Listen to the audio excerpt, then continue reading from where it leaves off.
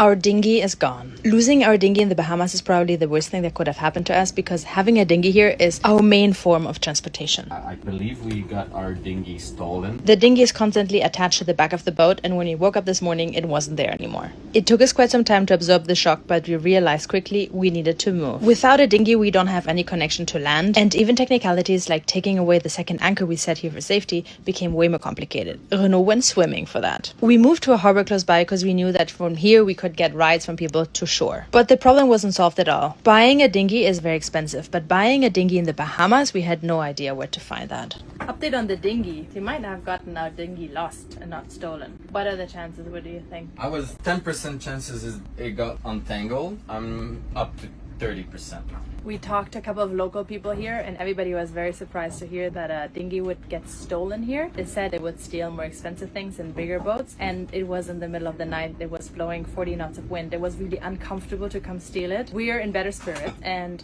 tomorrow we're going to see if we can find the dinghy. We tried to talk to as many people as we could, also to see if we could buy just a little rowing boat, and we got up early next morning to talk on the cruiser network. We're looking for help. If the dinghy untangled, the knot got loose, it might have drifted. Okay, anybody else? Open mic, come now.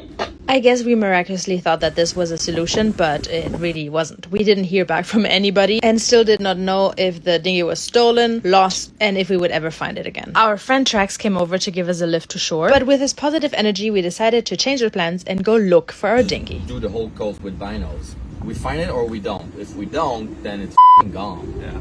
Yeah? Okay. Cool. Our new friends Trax and Richie came with us on this somehow naive plan. Weather conditions weren't that great. It was very windy. The dinghy had been gone for 36 hours by now. We only knew that the wind had been blowing from one direction, that there had been a lot of wind, so there was a slight chance of the dinghy untying, and that if we didn't go look for it, we would always bite our butts to not have at least tried. The plan was simple: sail to the other side, check on the whole coast with the binos. What wasn't planned was heavy rain and heavy wind. There were moments where the three guys were just taking care of the boat, so I made it my task to use the binos as much as I could, even though it was making me a little seasick. All of this was pathetic. We were sailing in the middle of way too much wind. Nobody else was out. It was raining. It was uncomfortable trying to find a dinghy that we thought that got unhooked.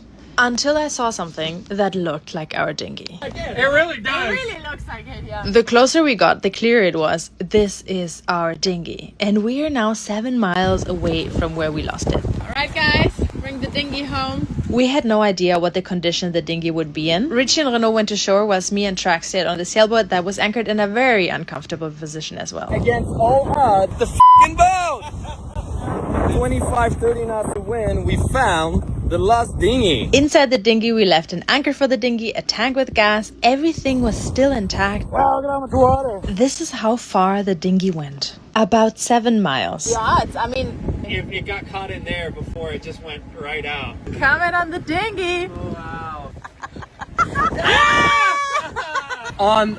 Unbelievable. It was beached, smooth on the sand, all inflated, all the goodies inside. my God. Just like, Are you gonna do the same knot? you.